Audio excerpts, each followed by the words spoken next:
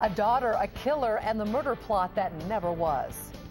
McGill was stabbed to death while walking her dog last spring, and now we have learned her daughter was once considered a suspect in the case. Today, Billy McKinney's attorney said police misled a judge during their investigation, and his client has been cleared.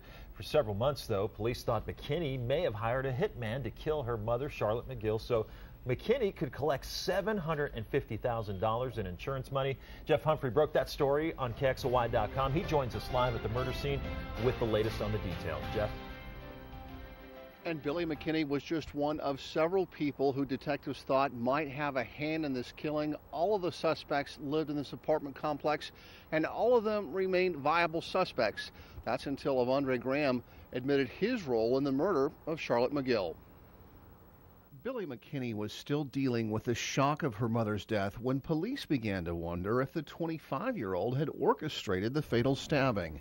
Detectives knew Charlotte McGill's attacker was a black male with a bad eye who turned out to be Avondre Graham, but Billy was the sole beneficiary of McGill's $750,000 life insurance policy, and so investigators started asking questions. And at that point, she was still quite willing to do whatever they needed and cooperate in any way.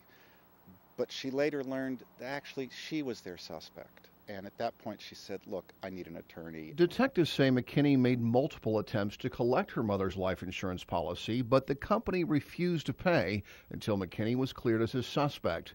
McKinney was scheduled for 6 different polygraph tests, none of which were completed, at least according to this affidavit. That's clearly not true. She did have a number of polygraph sessions, and the first one she had just returned within a few days of her mother's funeral and had been very ill. Feiner says he gets why police needed to scrutinize McKinney, and in this written statement that Billy understands that an investigation must go where the evidence leads and that investigators must be persistent.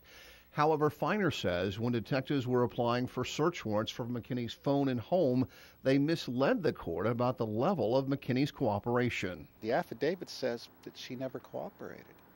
The affidavit says she never completed a poly, and they don't tell the judge that actually she was ill, she was trying, that the polygraph examiner said he was having problems with the machine, and so the judge was misled. Feiner says the alleged errors in the affidavit that the court considered are unsettling, and in the coming days, he's going to demand an explanation from the police department. In the meantime, Spokane police say that McKinney is no longer a suspect in this case, and as of last week, she began receiving her mother's benefits. Reporting in Spokane, Jeff Humphrey, KXLY4.